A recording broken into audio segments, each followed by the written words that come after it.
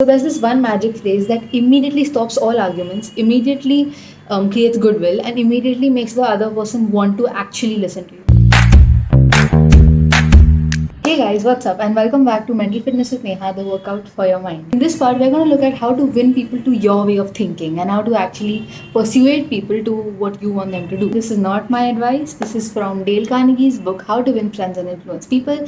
Please check out part 1 and 2 of the video series if you haven't seen it yet. I will put them up here at some point in the video. And yeah, let's get into it. Principle 1, the only way to get the best out of an argument is to avoid it. So oddly enough, the best way to win an argument or the best possible outcome for an argument for you is to just never have an argument. So the logic basically is that even if you argue with someone and you win the argument, you're still losing that other person's goodwill and therefore your victory is empty. So the best thing is to just avoid the argument. Principle 2, show respect for the other person's opinions and never say you're wrong. When you tell someone they're wrong, it's basically the same as saying, you know what, I think I'm better than you and I'm going to show you why right now. If you tell someone they're wrong, that'll never make them want to agree with you in the first place. They'll just automatically you're putting yourself on a back foot. This will only make them want to strike back and come back at you. Instead of just saying like, you're wrong or dismissing them, say that, okay, I think differently. I also may be wrong, but let's examine the facts again and read somewhere we both agree. When you take this approach, it's very disarming because now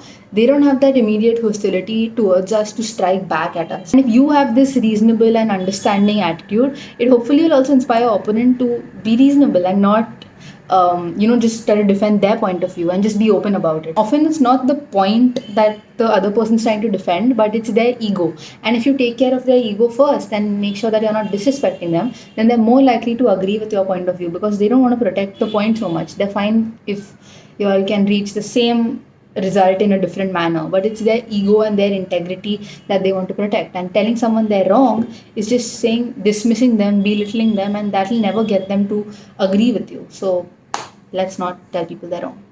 Yeah. Principle 3, if you're wrong, then admit it quickly and empathetically. Anyone in the world can try to defend their mistakes. It raises you above the herd if you admit your mistakes quickly. So Carnegie basically tells this story where he was walking his dog in the park without a leash and the police officer caught them. He said, it's illegal, please tie a leash around your dog the next time around. And he said, okay. And the next few times he walked the dog with a leash, but the dog didn't enjoy it so much and it wasn't working out, and they didn't meet the policeman the next 2-3 times. The next time he decided to go without the leash because they hadn't been meeting this police guy anyways. But what happened is this time the police officer was there, and when the police officer caught him, Carnegie himself just apologized, saying like, I'm so sorry, I'm at fault, you had told me last time, and feel free to give me the punishment or whatever. Now this was fully disarming for the police officer because Carnegie himself admitted to his mistake. So now the policeman simply just replied in a soft tone because his ego and his self-importance was satisfied because Carnegie gave him that importance, right? So then he just said, you know what, you're overreacting, it's fine. Just next time wear a leash or walk the dog on the other side of the park, and it was fine. So if you notice, when you're right, you should be subtle and be low-key about it. Don't say you're wrong and try to prove your opponent. But when you're wrong, go all out and say, hey, I'm wrong and how can I fix this? Principle number 4, begin in a friendly way. Here's the bottom line, that people don't actually want to change their minds. So you can't really force someone to agree with you. And if someone feels negatively towards you, then no logic in the world can make them agree to your way of thinking.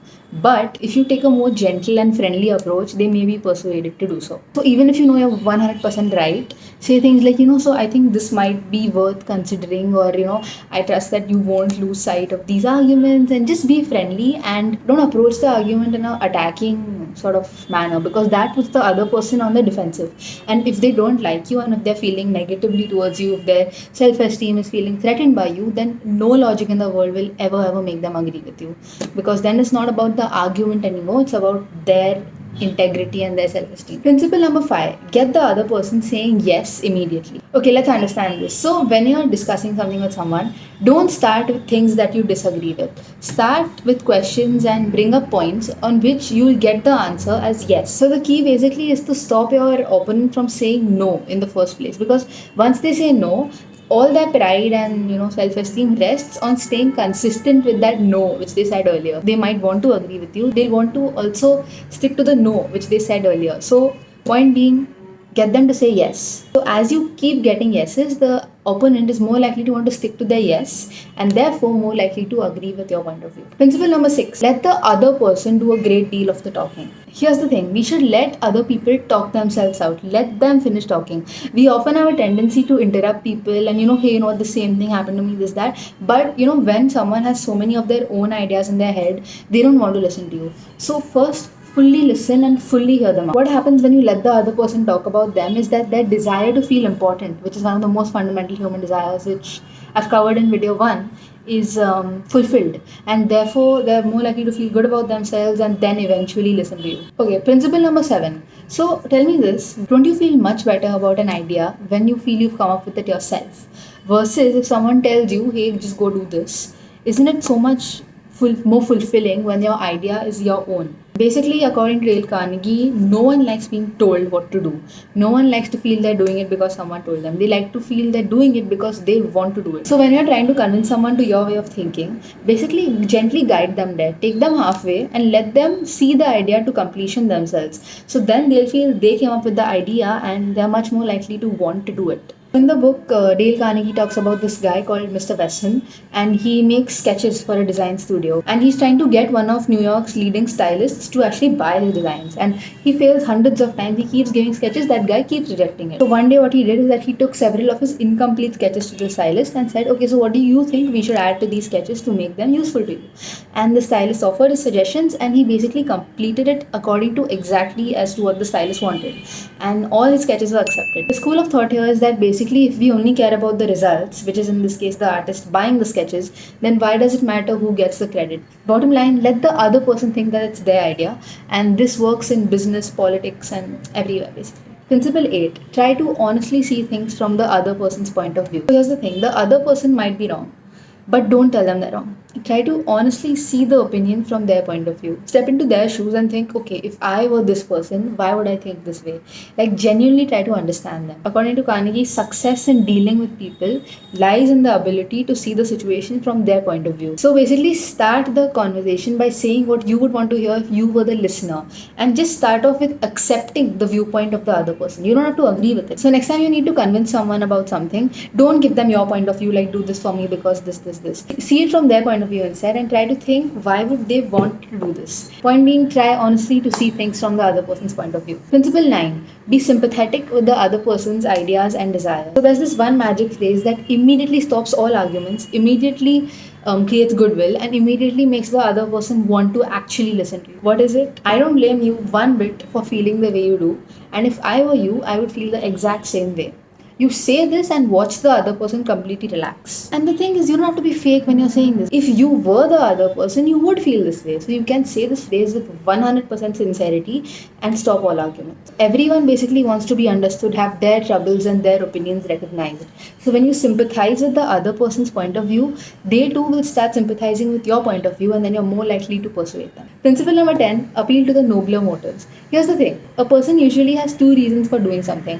One is the real reason why they want to do it, and one is the more noble reason that sounds good, which is why they're saying that they're doing it. Being idealists at heart as humans, we like to think of motives that sound good. For example, most people want to be responsible, wise, dedicated, etc. What you can do is you can work these qualities into your argument as you're trying to convince the other person to do something. There's this one example where the mother, instead of telling her son that, instead of yelling at her son for not having done his bed that morning, she tells him, she's surprised that someone with his level of responsibility and diligence forgot to do his bed. The son is going to want to comply to these ideals and these standards that he thinks his mother has for him, and therefore he's more likely to do his bed. So appeal to the nobler motives in people, because people want to seem good, and if you see people as good, they will want to raise their standards and actually meet them. Principle number 11, dramatize your ideas. Here's the thing, simply being right, simply making sense doesn't work anymore. There's a certain level of showmanship that you need in all your arguments. The truth basically isn't enough. The truth has to be made interesting and dramatic. And this is basically the entire principle based on which all ads or TVs work. So one actionable point you can take away from this is that the next time you're creating a presentation or something, try to think of ways in which you can engage the other senses of people and have add a bit of flair, a bit of drama to your presentations, and that will go a long way. Because simply stating the truth isn't enough. You should dramatize your ideas and make them seem interesting to people. Principle number 12: throw down a challenge. In the book, there's this quote that the way to get things done is to stimulate competition, and not in a toxic way, but in a way that it creates a desire to excel. The way you can apply this in the real world is that if there are a bunch of employees, you offer a reward to the employee who gets in the most revenue. Or if you're a parent and you have like a bunch of kids, tell them whoever keeps their room the cleanest will get to choose where you go for dinner, etc. So when you create a healthy sense of competition, people inherently want to excel and want to be the best. It basically fulfills the desire to feel important, and that's why people are more likely to want to do it when you make it a challenge. Right, so that was that on the 12 principles on how to win people to your way of thinking from the book How to Win Friends and Influence People by Dale Carnegie. I hope you guys liked the video, and yeah, I will see you for part 4 next week. Yeah, as always, stay inspired.